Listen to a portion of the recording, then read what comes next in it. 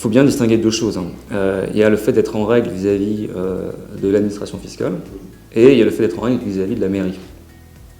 Parce que lorsqu'on fait des locations courte durée, faut savoir que ça constitue un changement d'usage.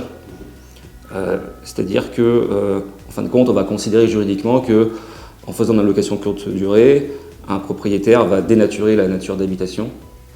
Et donc, alors là, c'est pas le droit fiscal, puisque c'est un article du Code de la construction d'habitation qui vous explique que dans les communes de plus de 200 000 habitants, et d'ailleurs d'autres communes aussi de certains départements, donc Hauts-de-Seine, Val-de-Marne, Seine-Saint-Denis, eh bien, ce changement d'usage est soumis à ce qu'on appelle l'autorisation préalable de la mairie. Alors heureusement, il y a une exception pour la fameuse résidence principale. Mais cette autorisation préalable peut parfois être très problématique puisque dans certaines villes, notamment Paris, cette autorisation elle est subordonnée à ce qu'on appelle la compensation.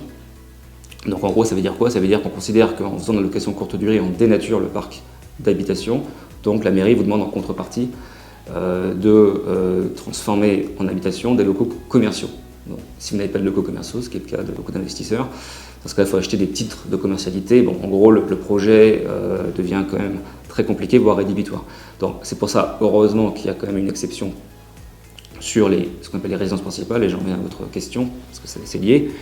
Il y a une possibilité pour les propriétaires de leur résidence principale de louer en courte durée sans forcément demander cette autorisation préalable. Mais qu'est-ce que la résidence principale?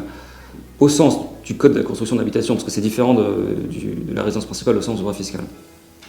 Au sens du Code de la construction d'habitation, la résidence principale, c'est le fait d'habiter au moins 8 mois de l'année dans cette habitation.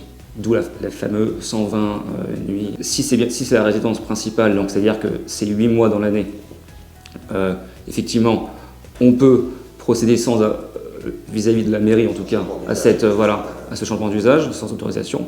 Maintenant, par rapport à l'administration fiscale, il faut savoir qu'en fin de compte, louer en meublé sa résidence principale ou louer en meublé sa résidence secondaire, en fin de compte, ça ne change pas grand-chose par rapport à l'administration fiscale. Quand vous allez développer une activité de location meublée, il faut que vous enregistrez, que vous ayez un numéro SIRET vis-à-vis du greffe, du tribunal de commerce. Et là, dans les documents, donc on va vous demander des tas de choses, notamment votre statut fiscal, le régime fiscal auquel vous souhaiteriez être assujetti. Mais on ne va pas location meublée professionnelle, non professionnelle, peut-être qu'on y reviendra plus tard. En tout cas, on ne vous demande pas si c'est votre résidence principale ou secondaire.